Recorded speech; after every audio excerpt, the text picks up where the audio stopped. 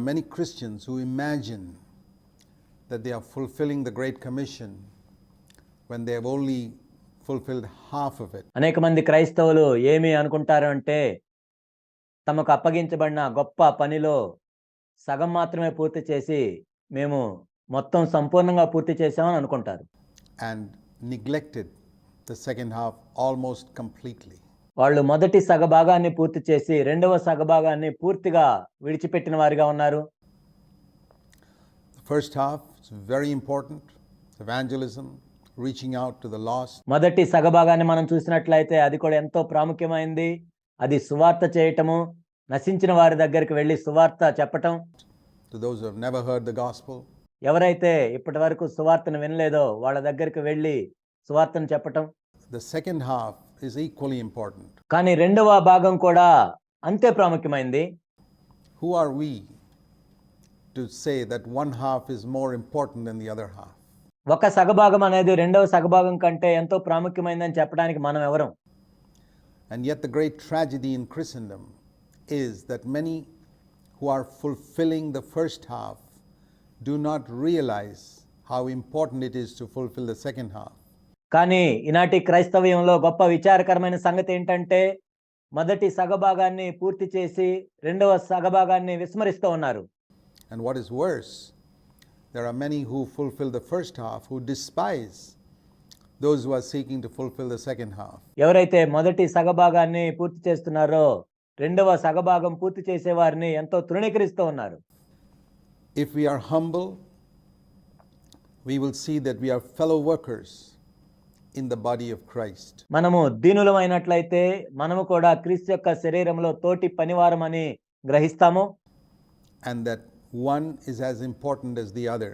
కాబట్టి రెండు కూడా ప్రాముఖ్యమైనవని మనం చూస్తాం. The man who goes out to reach those who have never heard the gospel with the message of Christ dying for their sins.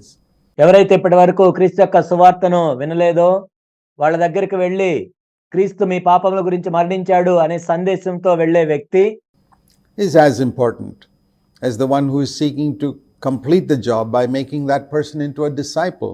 ఆ వ్యక్తిని శిష్యులుగా చేసేటట్లుగా ఎవరైతే చేస్తున్నారో వాళ్ళ వలె ఈ వ్యక్తి కూడా ప్రాముఖ్యమైన వాడే. And in teaching them to do all that Jesus commanded. యేసు ఆజ్ఞాపించినవన్నీ కూడా గైకొనమని ఆ శిష్యునికి బోధించే వాళ్ళు ఉంటారు. It's very exciting to do the first part of the gospel because you have so many wonderful stories to relate.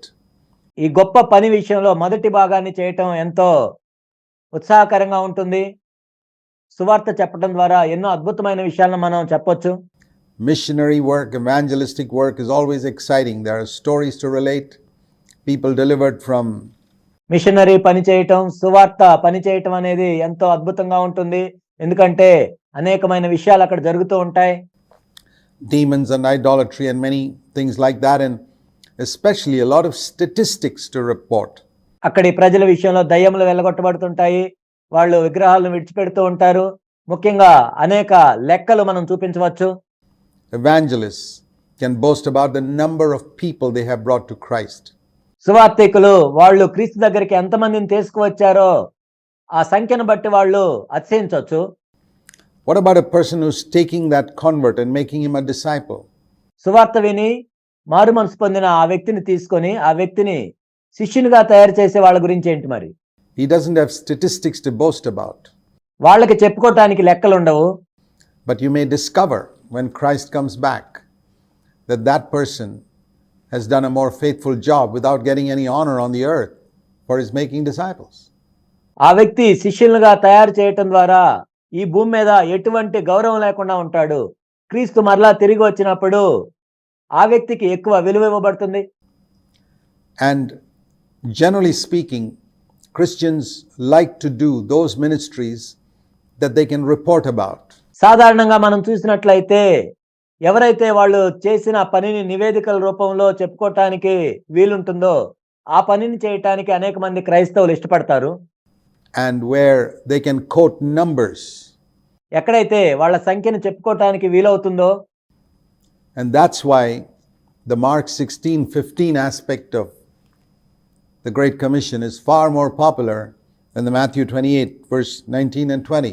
అందుకే గొప్ప పని విషయంలో మనం చూసినట్లయితే మార్కు సువార్త 16వ అధ్యాయం 15వ వచనం అనేది ఎంతో ప్రాచుర్యం పొందింది, కానీ మత్తయి సువార్త 28వ అధ్యాయం 19, 20 వచనాలు అంత ప్రాచుర్యం పొందలేదు. We were talking about teaching people to do all that Jesus commanded. యేసు ఏ ఏ ఆజ్ఞలను ఆజ్ఞాపించాడో వాటన్నిటిని గైకొనమని మనం బోధించాలని మనం అధ్యయనం చేస్తూ ఉన్నాం. Supposing you spend 25 years reaching out into different parts of the world, preaching the gospel, doing evangelism. ఉదాహరణకు ఈ లోకంలోనికి అనేక ప్రాంతాలకు వెళ్ళి నీవు 25 సంవత్సరాలు సువార్త చేస్తూ ఉన్నావు అనుకో.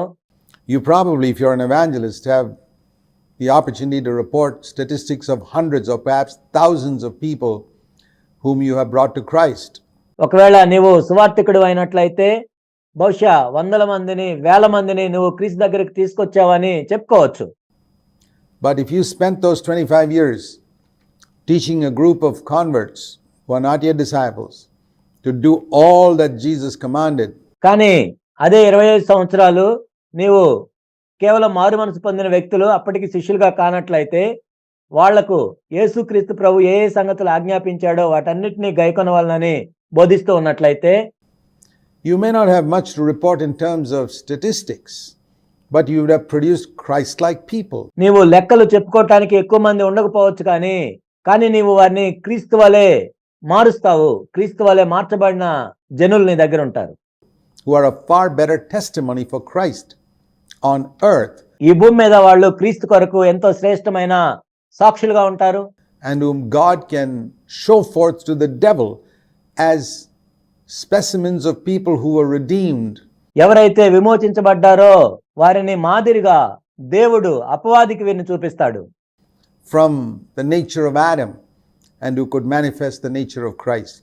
ఆదాము స్వభావం నుండి విమోచించబడి క్రీస్తు యొక్క స్వభావాన్ని చూపించే వారిగా దేవుడు అపవాదికి చూపిస్తాడు. That brings glory in heaven, not on this earth.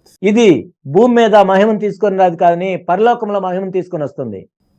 So if you're a Christian who is seeking honor from men, honor from fellow Christians, you will not care much about the second part of the Great Commission because you don't have much to report. నీవు మనుషుల దగ్గర నుండి, తోటి క్రైస్తవుల దగ్గర నుండి ఘనతను కోరుకునేవాడిగా నీవు ఉన్నట్లయితే ఆ గొప్ప పని విషయంలో రెండవ భాగం గురించి నీవు పట్టించుకోవు. You'll only be interested in the first part because your interest is statistics and numbers and the honor of men. నీవు కేవలం మొదటి భాగం గురించే పట్టించుకుంటావు, ఎందుకంటే నీవు మనుషుల దగ్గర నుండి ఘనతను కోరుకుంటావు, ఆ లెక్కలు చూసుకుంటూ ఉంటావు. The Old Testament prophets were never popular. పాత నిబంధన ప్రవక్తలు మనం చూసినట్లయితే వాళ్ళు ఎప్పుడూ కూడా పేరు ప్రఖ్యాతులు పొందిన వారు కాదు. The false prophets were popular in Israel. What is the difference between the two? ఇశ్రాయేల్లో మనం చూసినట్లయితే అబద్ధ ప్రవక్తలే ఎక్కువ పేరు ప్రఖ్యాతులు కలిగి ఉన్నారు. వారిద్దరి మధ్య ఉన్న వ్యత్యాసం ఏంటి? One of the differences was this. The false prophets told people what they liked to hear. ఒక వ్యత్యాసం ఇది. అబద్ధ ప్రవక్తలు ఎప్పుడూ కూడా ఆ ప్రజలకు ఏం చెప్తారంటే ఆ ప్రజలు ఏమైతే వినాలనుకుంటున్నారో అవే చెప్తారు.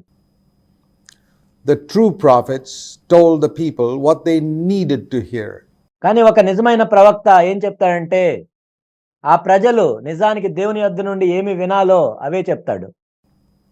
From God. And very often it was a rebuke for their sin and their worldliness and their idolatry and their adultery and their going away from God. తరచుగా అది వాళ్ళు చేసే పాపానికి గద్దింపుగా ఉంటుంది. వాళ్ళ లోకానుసారమైన స్థితిని బట్టి, వాళ్ళ వ్యభిచారాన్ని బట్టి, వాళ్ళు దేవుణ్ణి విడిచిపెట్టి వెళ్ళిపోతున్న దాన్ని బట్టి, and calling them to repentance. వాళ్ళు మారు మనసు పొందాలని చెప్తూ ఉంటారు. So prophetic ministry has never been popular. కాబట్టి ప్రవచనాత్మకమైన పరిచర్య ఎప్పుడూ కూడా పేరు ప్రఖ్యాతులను సంపాదించుకోలేదు. Either in the Old Testament or in the New Testament. New Testament prophetic ministry is in the same way calling God's people back to Him. అది పాత నిబంధనలు అయినా సరే, క్రొత్త నిబంధనలు అయినా సరే. క్రొత్త నిబంధనలో కూడా ఇదే విధంగా ప్రవచనాత్మకమైన పరిచర్య ఎలా ఉంటుందంటే దేవుని యొద్దకు మరలా తిరిగి రమ్మని పిలుస్తూ ఉంటుంది. To back to the word, back to obedience to the scriptures. దేవుని యొక్క వాక్యం దగ్గరికి మరలా తిరిగి రావటం, దేవుని యొక్క వాక్యానికి విధేయులగుటకు మరలా తిరిగి రమ్మనటం. back to obeying all that Jesus taught. యేసు బోధించిందంతా కూడా దానికి విధేయత చూపించడానికి తిరిగి రమ్మని పిలవటం,